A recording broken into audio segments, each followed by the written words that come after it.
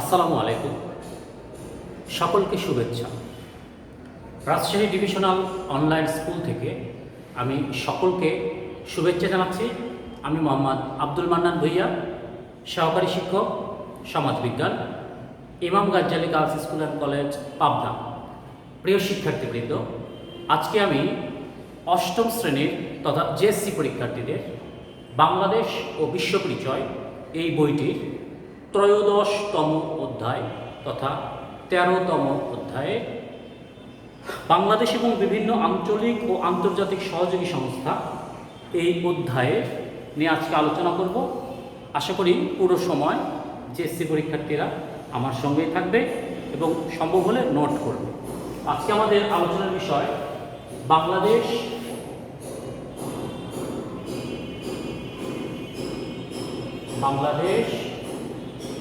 এবং বিভিন্ন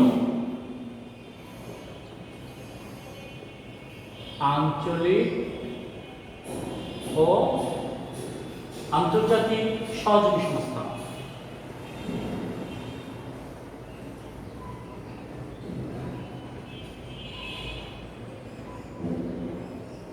আন্তর্জাতিক সহযোগী সংস্থা।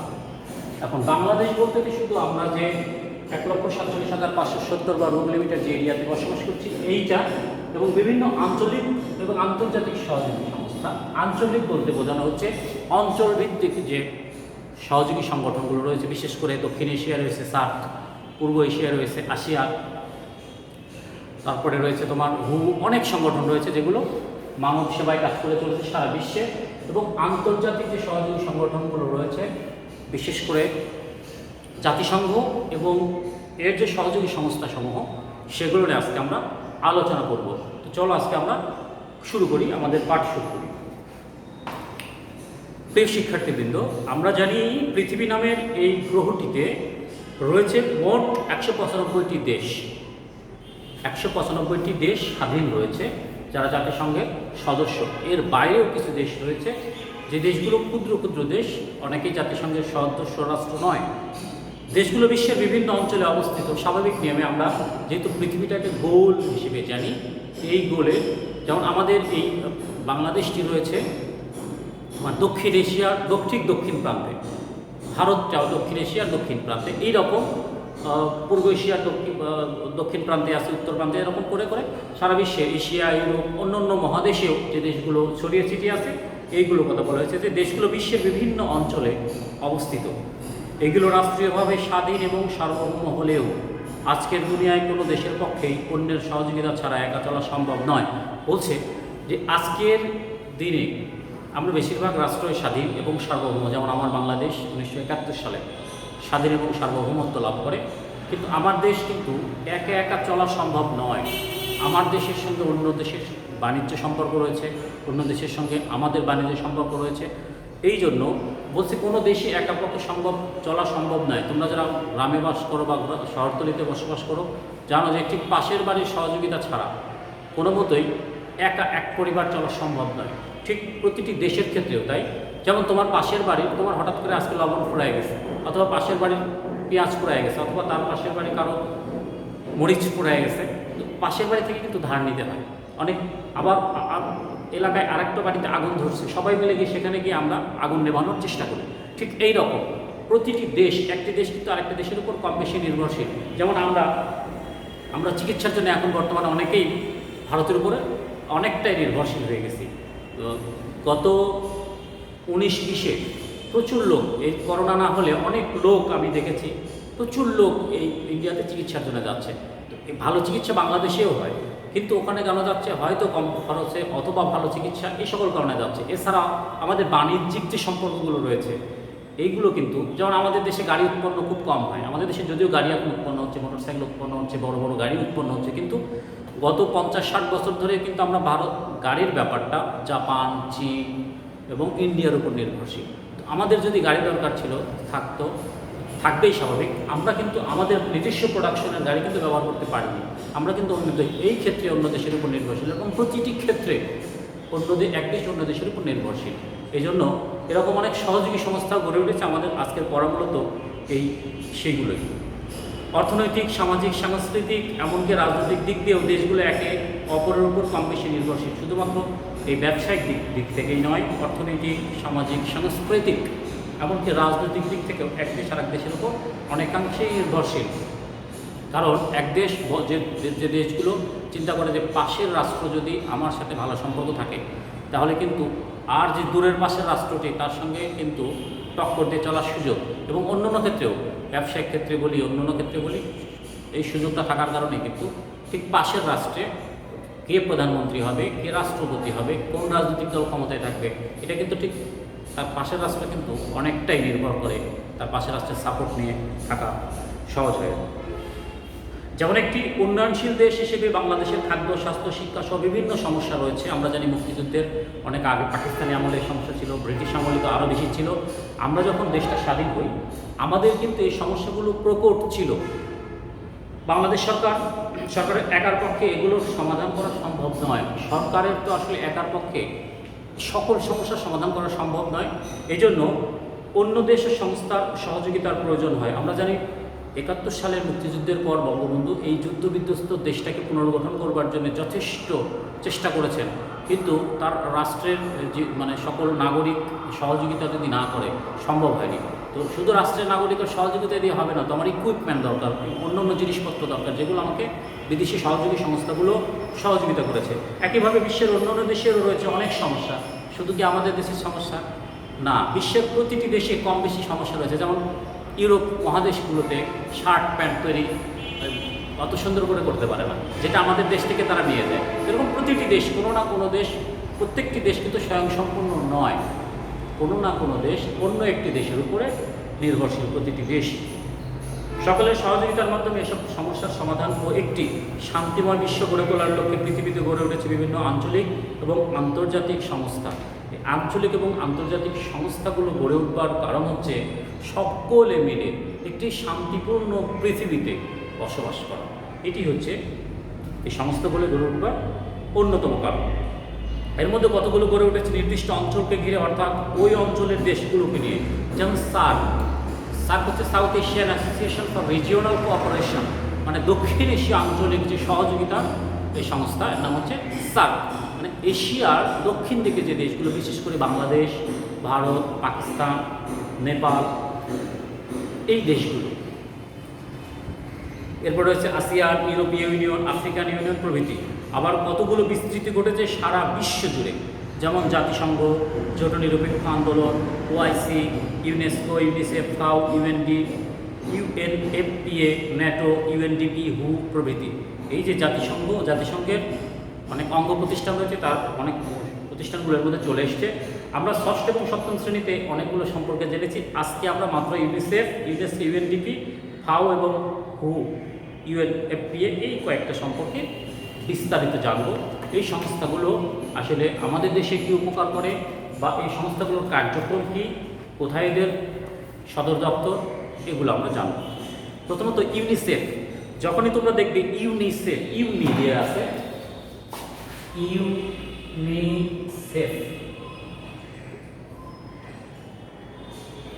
ইউনিসেফ যখনই দেখবে কোনো সংস্থার নামের সাথে ইউনি আছে, তাহলে বুঝতে হবে এটা জাতিসংঘের একটি পার্ট। ইউনিসেফ, ইউএন, যেহেতু United states of America, UNICEF United Nations international children's emergency fund, এটা হচ্ছে ইউনিসেফ। এর রয়েছে ইউনেস্কো, তারপর রয়েছে তোমার ইউএনডিপি। এর প্রত্যেকটি, যেহেতু প্রথমে ইউএন আছে, ইউএনডিপি, তাহলে ইউএন আছে, তাই না? তাহলে বুঝতে হবে এটি জাতিসংঘের একটা সহযোগী সংস্থা। জাতিসংঘের সহযোগী সংস্থা যখনই আমরা বোঝার চেষ্টা করবো, যখন দেখবো ইউএন দিয়ে আছে, তাহলে আমরা জানলাম যে জাতিসংঘের একটি আন্তর্জাতিক জরুরি শিশু তহবিল, বা United Nations international children's emergency fund, বা ইউনিসেফ, জাতিসংঘের একটি বিশেষ সংস্থা, যা বিভিন্ন দেশের, বিশেষ করে উন্নয়নশীল দেশের শিশুদের সেবা প্রদান করে থাকে। আমরা জানি বাংলাদেশ একটি উন্নয়নশীল দেশ। আমাদের দেশে জাতিসংঘের এই পার্টটি, যেটি ইউনিসেফ, এই পার্টের কিন্তু প্রচুর ইনভেস্টমেন্ট রয়েছে। আমরা যখন থেকে জাতিসংঘের এই ইউনিসেফের সদস্য হয়েছি, তারপর থেকে, বিশেষ করে বঙ্গবন্ধুর ওই সময় থেকে আমাদের দেশে ইউনিসেফ কাজ করছে। মাতৃ ও শিশু স্বাস্থ্য, পুষ্টি ও রোগ প্রতিরোধ, প্রাথমিক স্বাস্থ্য পরিচর্যা, মৌলিক শিক্ষা, স্যানিটেশন এবং নারী উন্নয়নের লক্ষ্যে প্রতিষ্ঠানটি কাজ করে। শুধুমাত্র শিশুদের সঙ্গে আর কি রিলেটেড রয়েছে? শিশু স্বাস্থ্য, পুষ্টি এবং রোগ, এবং শিশুর প্রাথমিক স্বাস্থ্য পরিচর্যা, এবং শিশুর সঙ্গে মাও কিন্তু রিলেটেড। সুতরাং এই প্রতিটি বিষয় নিয়ে ইউনিসেফ কাজ করে। তাহলে আমরা জানলাম ইউনিসেফ হচ্ছে আন্তর্জাতিক শিশুদের নিয়ে, মূলত United Nations international children's emergency fund, তার মানে এটা শিশুদের নিয়ে কাজ করে। এটি দ্বিতীয় বিশ্বযুদ্ধে ক্ষতিগ্রস্ত শিশুদের ত্রাণ সাহায্য প্রদানের লক্ষ্যে ইউনিসেফ 1946 সালে প্রতিষ্ঠিত হয়। আমরা জানি দ্বিতীয় বিশ্বযুদ্ধে প্রচুর ক্ষয়ক্ষতি হয়েছিল এই পৃথিবীতে। দ্বিতীয় বিশ্বযুদ্ধের এই ক্ষয়ক্ষতির ভেতর থেকে শিশুদের যে ক্ষয়ক্ষতিটি হয়েছিল সেখান থেকে সেই ক্ষতি পুষিয়ে নেওয়ার জন্য জাতিসংঘের একটি অঙ্গ প্রতিষ্ঠান ছিল ইউনিসেফ। 1946 সালে এটি প্রতিষ্ঠিত হয়। মূলত 1950 সালের পর থেকে এটি বিশ্বের স্বল্প উন্নত এবং উন্নয়নশীল দেশের শিশুদের কল্যাণ ও উন্নয়নে কাজ করে আসছে। মূলত 46 সালে প্রতিষ্ঠিত হলেও 50 সালের পর থেকে যে স্বল্প উন্নত দেশ এবং উন্নয়নশীল দেশ, যেমন আমাদের দেশটি উন্নয়নশীল দেশ, আমাদের আশপাশে বেশিরভাগ দেশই উন্নয়নশীল দেশ। আর স্বল্প উন্নত দেশ কোথায়? বিশেষ করে আফ্রিকাতে, আফ্রিকা মহাদেশ আমরা এগুলো দেখে থাকি। এই দেশগুলোর যে শিশুদের উন্নয়নে কাজ করছে। ইউনিসেফের সদর দপ্তর যুক্তরাষ্ট্রের নিউ ইয়র্কে অবস্থিত। সদর দপ্তর মানে হেড অফিস। ইউনিসেফের হেড অফিস কোথায়? যুক্তরাষ্ট্রের নিউ ইয়র্কে অবস্থিত। যুক্তরাষ্ট্র হচ্ছে আমেরিকা। যুক্তরাষ্ট্র কোন দেশ? আমেরিকা। এখানকার যে একটি শহর নিউ ইয়র্ক, সেখানে অবস্থিত। 1965 সালে ইউনিসেফ শান্তির জন্য নোবেল পুরস্কার পায়। এটি বিশ্বের সবচেয়ে বড় পুরস্কার শান্তির জন্য, যেহেতু তারা শান্তি প্রতিষ্ঠায় কাজ করছে। শান্তি প্রতিষ্ঠা বলতে শিশুদের নিয়ে কাজ করছে। সেই শিশুদেরকে যা শেখানো হচ্ছে, ভালো কিছু শেখানো হচ্ছে, তারা পরবর্তীতে ভালো দেশের উন্নয়নে কাজ করছে। এই জন্য এই সংস্থাকে শান্তিতে নোবেল পুরস্কার দেওয়া হয় 1965 সালে। 1951 সালে ঢাকা ইউনিসেফের অফিস প্রতিষ্ঠিত হলেও 1977 সাল থেকে ইউনিসেফ নিয়মিতভাবে এদেশের মা ও শিশুর উন্নয়নে কাজ করছে। বলছে আমাদের দেশে অনেক আগে থেকে এরা কাজ করলেও 1951 সালে এই ঢাকায় প্রতিষ্ঠিত হয়েছে বটে, কিন্তু 77 সাল থেকে নিয়মিতভাবে মা এবং শিশুর উন্নয়নে কাজ করে যাচ্ছে আমাদের বাংলাদেশে। আরেকটি রয়েছে ইউনেস্কো, যে আগে বলেছিলাম ইউএন যেহেতু রয়েছে ফার্স্টের দিকে, তাহলে এটি হচ্ছে জাতিসংঘের একটি পার্ট। ইউনেস্কো জাতিসংঘের একটি সামাজিক সংস্থা, সমাজ উন্নয়নে কাজ করে। এই সংস্থার পুরো নাম United Nations Educational Scientific and Cultural Organization. Educational মানে শিক্ষা, তারপরে সায়েন্টিফিক বিজ্ঞান এবং সংস্কৃতি, কালচারাল অর্গানাইজেশন, অর্থাৎ জাতিসংঘ শিক্ষা বিজ্ঞান এবং সাংস্কৃতিক সংস্থা। 1946 সালে এটি প্রতিষ্ঠিত। আমরা আগে জেনেছিলাম ইউনিসেফ 1946 সালে প্রতিষ্ঠিত হয়েছে। ইউনেস্কো 1946 সালে প্রতিষ্ঠিত হয়েছে।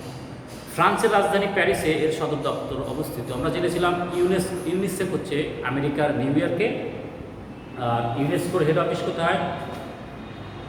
ফ্রান্সের রাজধানী প্যারিসে। বর্তমানে 195টি রাষ্ট্র ইউনেস্কো সদস্য, মানে জাতিসংঘ যে সদস্য রাষ্ট্রগুলো সবাই ইউনেস্কোর সদস্য।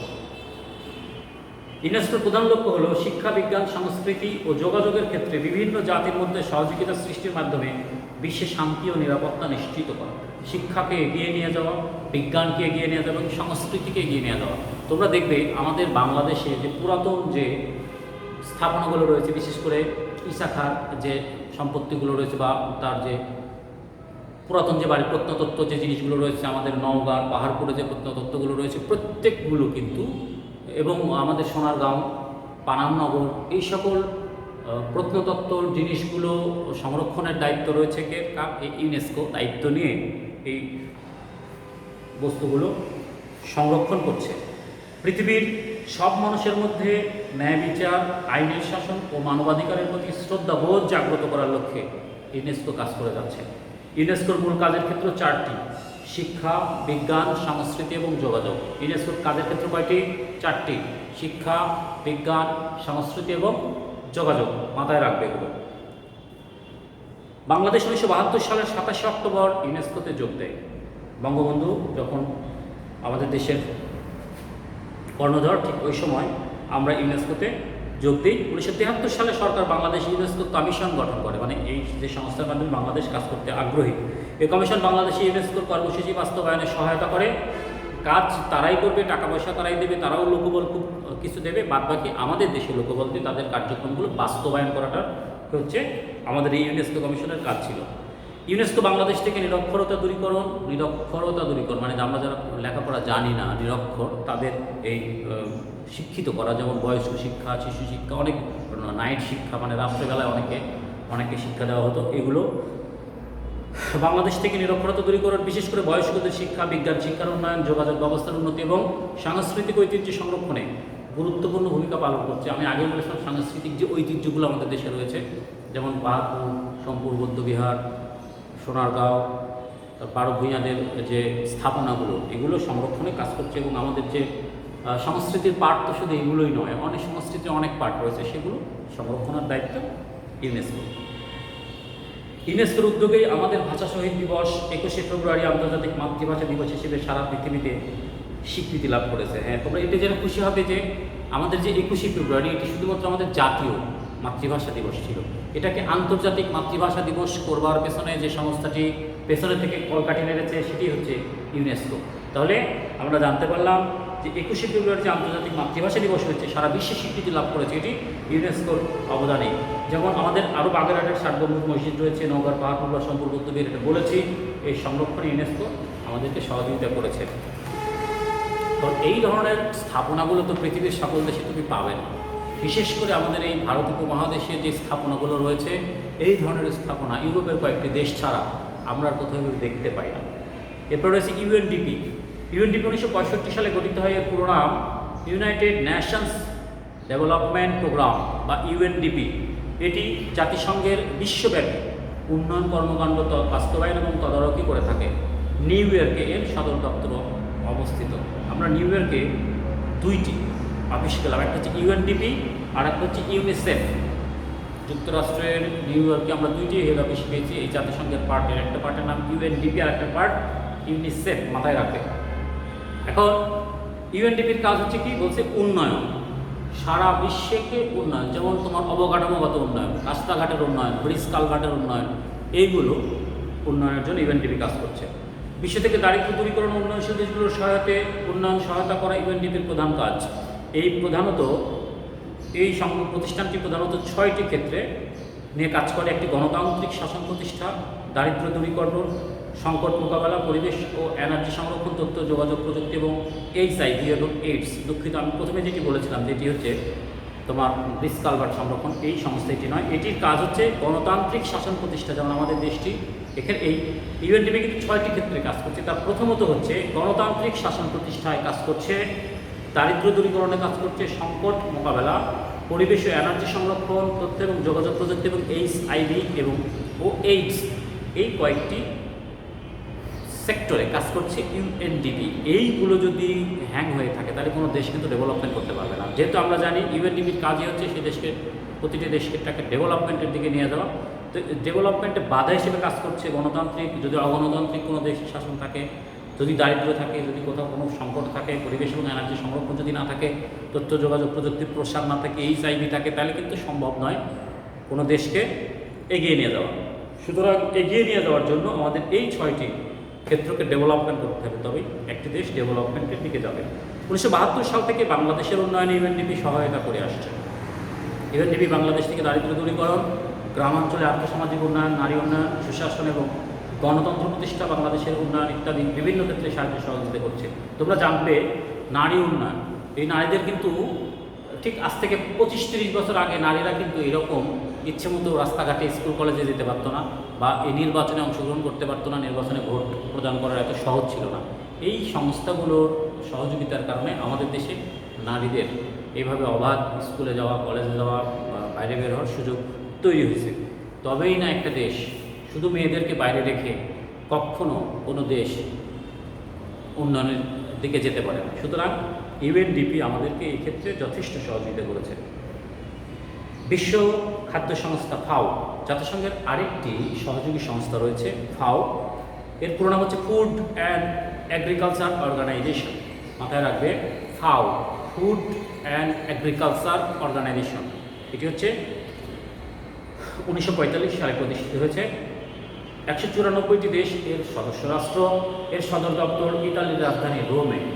তাহলে দুইটা পেয়েছিলাম আমরা আমেরিকার নিউ ইয়র্কে, একটি পেয়েছি ফ্রান্সের রাজধানী প্যারিসে, আর ফাও এর রাজধানী পেলাম ইতালির রাজধানী রোমে।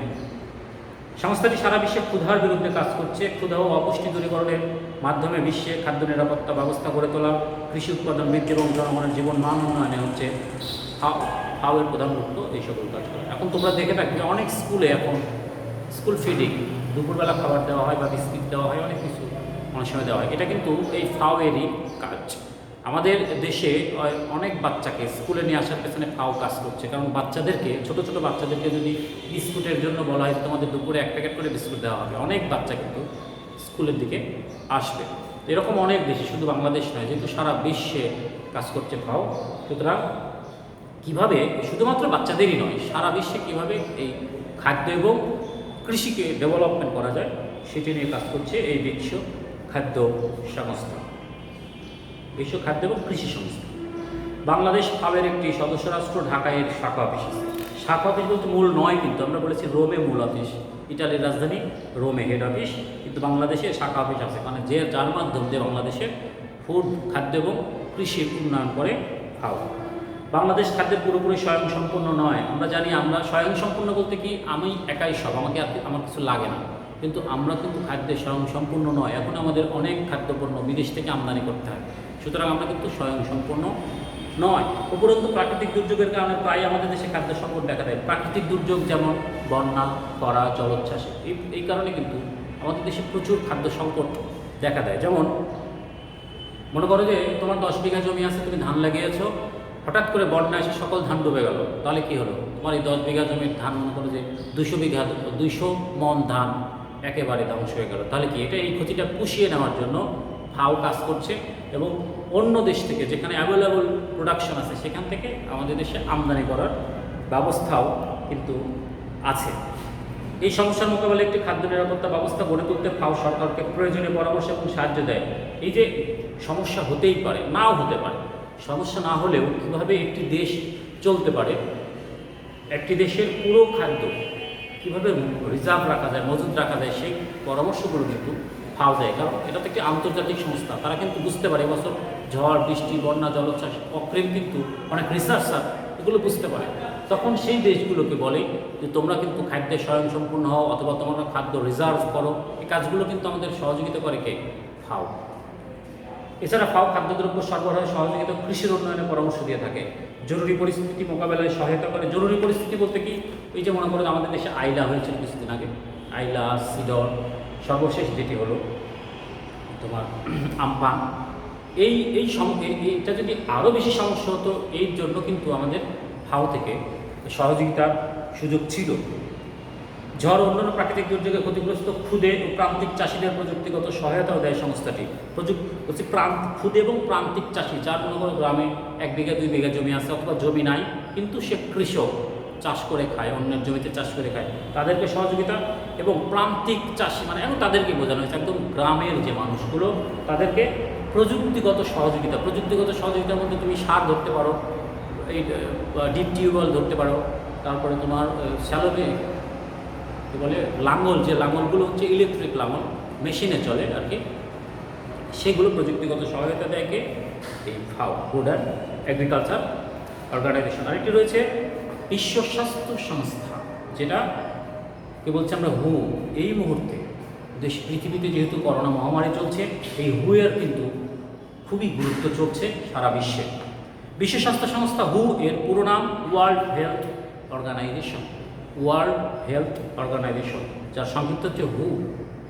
এটি বিশ্বের বিভিন্ন দেশে জনস্বাস্থ্য রক্ষায় একটি সমন্বয়কারী প্রতিষ্ঠান হিসেবে কাজ করে। বিশ্বের বিভিন্ন দেশের জনস্বাস্থ্য রক্ষায় সমন্বয় করেন কে? সব কিছুকে দেখভাল করেন যে সংস্থাটি, এই স্বাস্থ্য সংক্রান্ত সমন্বয় করেন এই হু। 1948 সালের 7 এপ্রিল এটি গঠিত হয়। কত সাল? 1948 সাল। কত তারিখ? 7 এপ্রিল, মাথায় রাখবে, এটি গঠিত হয়। সুইজারল্যান্ডের জেনেভা শহরে এর সদর দপ্তর অবস্থিত। তোমরা সুইজারল্যান্ড শহর নাম শুনেছ, সুইজারল্যান্ড যে দেশটি নাম শুনেছ, অত্যন্ত সুন্দর দেশ। তারই জেনেভা যে শহর রয়েছে, একটি শহরের নাম জেনেভা, সেখানে এটার হেড অফিস অবস্থিত। বিশ্বের সকল অংশের মানুষের জন্য সর্বোচ্চ স্বাস্থ্য সুবিধা নিশ্চিত করাটাই এই সংস্থার লক্ষ্য। স্বাস্থ্য, আমরা কিন্তু ইহুকে পেয়েছি স্বাস্থ্য, ফাওকে পেয়েছি খাদ্য, ইউনিসেফকে পেয়েছি বাচ্চাদের, ইউনেস্কোকে পেয়েছি কালচার শিক্ষা। এইগুলো কিন্তু মাথায় রাখবে কোন সংস্থার কী কাজ, এগুলো কিন্তু জেএসসি পরীক্ষায় কম বেশি আসে। বাংলাদেশের জনস্বাস্থ্য উন্নয়নে বিশ্ব স্বাস্থ্য সংস্থা গুরুত্বপূর্ণ ভূমিকা পালন করছে। দেশ থেকে সংক্রামক ব্যাধি দূর করতে সাহায্য করছে। সংক্রামক ব্যাধি বলতে আমরা ছোটোবেলায় দেখেছি পোলিও, হুপিং কাশি, তারপরে তোমার যক্ষা, ডিপথেরিয়া, টিটেনাস, হাম, এই রোগগুলো অ্যাভেলেবেল ছিল। আমরা ছোটোবেলায় দেখেছি 90 সাল তারও আগে, কিন্তু এখন কিন্তু সেই রোগগুলোর প্রাদুর্ভাব কমে গেছে। কেন? এই যে আমাদের দেশে দেখবে, তুমি যখন ছোটো ছিলে তখন তোমাকে টিকা দেওয়া হয়েছে, তোমাকে ভিটামিন খাওয়ানো হয়েছে, এগুলো কিন্তু এই সংস্থার মাধ্যম দিয়ে বিদেশি যে অন্যান্য যে সংস্থাগুলো রয়েছে, বিশেষ করে রোটারি ইন্টারন্যাশনাল তোমার পোলিওকে কমানোর জন্য চেষ্টা করছে। তারপরে প্রত্যেকটি আন্তর্জাতিক যে সহযোগী সংস্থা আমাদের হেল্প করে, তার মধ্যে সবচেয়ে স্বাস্থ্য বিভাগ নিয়ে যেটি কাজ করে মূলত তাহলে শিশুদের 6টি ঘাতক রোগ হাম, ডিপথেরিয়া, টিটেনাস, যক্ষা, পোলিও, হুপিং কাশি, এইগুলো প্রতিরোধেও সংস্থাটি অবদান রাখছে। এছাড়া দেশ থেকে ম্যালেরিয়া দূরীকরণ, বিশুদ্ধ পানির ব্যবস্থা, পয় নিষ্কাশন ব্যবস্থার উন্নতি, মাতৃমৃত্যু ও শিশু মৃত্যু হার কমানোর জন্য কাজ করছে সংস্থাটি। ম্যালেরিয়া দূরীকরণ বলতে আমরা যদি তোমার বাড়ির আশপাশে কোনো ময়লা পানি থাকে, সেখান থেকে কোনো ভাইরাস যদি আমাদের শরীরে ঢোকে, ম্যালেরিয়া হয়ে যায়। এইখান থেকে কিন্তু আমরা বেরিয়ে এসেছি। এখন আমাদের দেশে এই সমস্যাগুলো খুব একটা নাই। পয় নিষ্কাশন ব্যবস্থার উন্নতি, যে ড্রেনেজ ব্যবস্থা, তুমি বাড়িতে পানি ফেলছো, সেই পানি ওখানেই আসছে, ওখান থেকেই জমে, ওখান থেকে ময়লা গন্ধ, তারপরে তোমার ভাইরাস বের হয়ে তোমাকেই ক্ষতিগ্রস্ত করছে। এই পয় নিষ্কাশন, তোমার ড্রেনেজ ব্যবস্থা করে এই বিশ্ব স্বাস্থ্য সংস্থা আমাদেরকে প্রচুর হেল্প করছে আমাদের দেশে। আরেকটি হচ্ছে জাতিসংঘ জনসংখ্যা তহবিল, UNFPA, এর পুরো নাম হচ্ছে ইউনাইটেড নেশনস পপুলেশন ফান্ড। এটি 1969 সালে প্রতিষ্ঠিত হয়। আমাদের দেশের যখন মুক্তিযুদ্ধেরও 2 বছর আগে এটি প্রতিষ্ঠিত হয়। এর সদর দপ্তর নিউ ইয়র্কে। আমরা 3টা সদর দপ্তর কিন্তু নিউ ইয়র্কে পেয়েছি। বিশ্বের 140টিরও বেশি দেশ UNFPA বিশ্বের বিভিন্ন অঞ্চলে অবস্থিত আঞ্চলিক অফিসের মাধ্যমে UNFPA তার কার্যক্রম পরিচালনা করে থাকে। স্বাভাবিক নিয়মে এই হেড অফিস থেকে তো সব কিছু পরিচালনা করা সম্ভব নয়। এই জন্য প্রতি বিশ্বের যে দেশগুলোতে কাজ করে UNFPA, সেই দেশগুলোতে তাদের শাখা অফিস রয়েছে। উন্নয়নশীল দেশগুলোকে তাদের জনসংখ্যা সংক্রান্ত সমস্যা সমাধানে প্রয়োজনীয় পরামর্শ এবং সহায়তা প্রদানই হচ্ছে UNFPA এর মূল লক্ষ্য। উন্নয়নশীল দেশগুলোকে, আমরা আগেই বলেছি যে আমার দেশটি উন্নয়নশীল দেশ এবং আমার আশপাশে যে দেশগুলো রয়েছে সবই উন্নয়নশীল দেশ। তাহলে এই দেশগুলোকে সার্বিক সহযোগিতা করা, বিশেষ করে এই জনসংখ্যা সংক্রান্ত যে সহযোগিতাটা করা UNFPA এর লক্ষ্য। এটি জনসংখ্যা সম্পর্কিত তথ্য সরবরাহের মাধ্যমে দেশগুলোর জনসংখ্যা নীতি প্রণয়ন এবং কর্মসূচি বাস্তবায়নে সহযোগিতা করে। জনসংখ্যা তোমরা জেনে থাকবে, দেখবে তুমি তোমার দাদা বা তার আত্মীয় স্বজন দেখবে, তোমার দাদারা ছিল অনেক ভাই, এটি স্বাভাবিক কথা। কিন্তু যেহেতু ওই সময় জনসংখ্যার কোনো আমাদের জ্ঞাত ছিলাম কম এই সেক্টরে, তো আমাদেরকে যখনই UNFPA আমাদেরকে বাংলাদেশে সচেতন করা শুরু করেছে, তখন থেকে কিন্তু দেখবে তোমার বাবা দুই ভাই বা 3 ভাই। এখন তোমরা কিন্তু 1 বোন 1 ভাই, অথবা 2 বোন 2 ভাই, বা অথবা এই 2টার বেশি নয়। আগে কিন্তু এটা ছিল 5, 7, 10, অনেক অনেক সন্তান নিত একটা মা, কিন্তু এখন কিন্তু এটা অনেকটা কমে এসছে। তাহলে দেখো, এই জাতিসংঘের যে ইউনাইটেড নেশনস পপুলেশন ফান্ড, এই সংস্থার সহযোগিতার কারণে আমাদের দেশে কিন্তু জনসংখ্যা ওই হারে আর বৃদ্ধি পাচ্ছে না। এখন কিন্তু জনসংখ্যা বৃদ্ধির হারটা কম তুলনামূলক। বাংলাদেশ বিশ্বের একটি অধিক জনসংখ্যা অধ্যুষিত দেশ। এই অতিরিক্ত জনসংখ্যা বাংলাদেশের জন্য একটি বিরাট সমস্যা। এই সমস্যা মোকাবেলায় UNFPA দীর্ঘদিন যাবৎ বাংলাদেশকে সহযোগিতা করছে।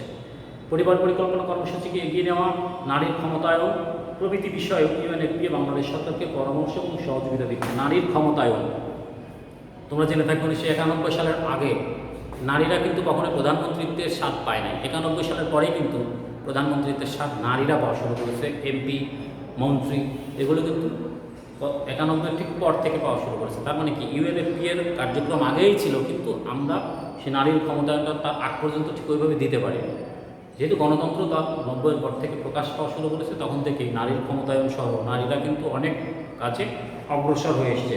সুতরাং UNFPA এর সহায়তায় ঢাকা বিশ্ববিদ্যালয়ের পপুলেশন সায়েন্স বিভাগটি চালু রয়েছে। ঢাকা বিশ্ববিদ্যালয়ে অনেক বিভাগ রয়েছে, তার মধ্যে একটি পপুলেশন সায়েন্স।